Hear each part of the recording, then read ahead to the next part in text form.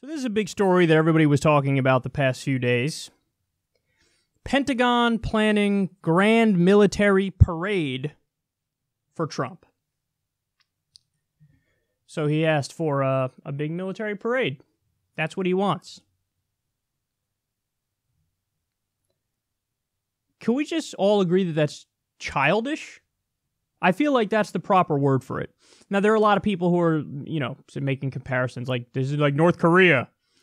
To be fair to them, I think they even reference, France. This is like France. But Bernie Sanders made a great point, and he was like, instead of copying a French parade, how about we copy their healthcare system, since it's ranked above us in every single study that looks at it objectively? Yes, I would agree with that. And also, look, another point people are bringing up is minimum this would cost $145 million. Minimum.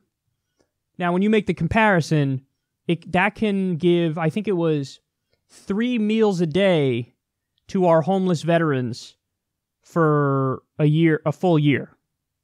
So, you could take that money and spend it on 1,000 other things that make sense. So why would you do a parade? Because he is a child. That's what he is. He wants to have that feeling of this is all for me, power, control. Look at this. Look at how strong I am. Hey, dude, we get it. The United States military is the biggest military that has ever existed in human history. Ever. Ever. By far. I know I bring up this fact about 1,000 times a day, but we spend more than the next 9 or 10 biggest militaries combined. Combined. And most of those countries are our allies. So why? We get it. We've been an imperialist power from World War II and on. And you could even argue before then. But you didn't have other leaders say, well, let's also rub that fact in. Let's rub it in everybody's face. Because they weren't stupid enough to do that. They were smart enough to be duplicitous and sneaky about how fucked up we are. They wanted of the American people to think no, we're not bad. We're not like every other imperial power ever. We're good people. Trump is taking that and he's going, no, let's actually broadcast it through a megaphone to the rest of the world how we are. Okay, you want to do a military parade in the U.S.? Well, then maybe that'll bring attention to the fact that we're bombing 8 different countries right now. So I'm kind of talking myself into this military parade, actually, the more I talk about it, because then, yeah, that's unmasking the empire. It's that's what you are. You're bombing 8 different countries right now. 900 military bases around the world we have. It costs $100 billion a year to maintain them. We spent $7 trillion in Iraq. We spent trillions more in Afghanistan. We just announced the other day we're going to permanently or indefinitely occupy Syria. No vote in Congress on that either. By the way, I'm not in favor of that. A lot of Democrats bring that point up oh, I can't believe we didn't have a vote on it. But they bring that up to distract from the fact that they're not telling you if they're for it or against it. A lot of Democrats are actually for that. So just say it. Say that you're against it. You got to tell me what you think on the actual issue. But point is, we just ignore the Constitution now on everything involving war. So it kind of is unmasking the empire, isn't it?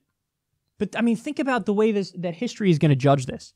The United States, we're a country that just waged an illegal war against a country that didn't attack us and killed minimum 200,000 civilians. I'm talking about Iraq. We did torture. Trump is still defending torture. He just did a thing in his State of the Union. We need to keep Guantanamo open. So, in other words, forget due process, forget habeas corpus, forget the Constitution, forget the Geneva Conventions, forget protection from cruel and unusual punishment. We're doing NSA spying on everybody, so collect the metadata on everybody.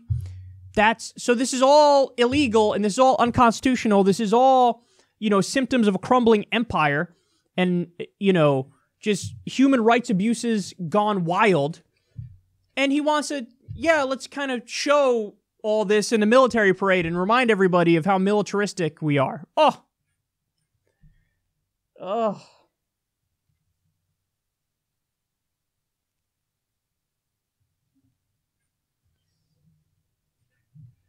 It does. It does feel like it does get worse as time goes by, you know? Even the guy who was supposed to be the great liberal hope, Obama, he took 2 wars and made them 7.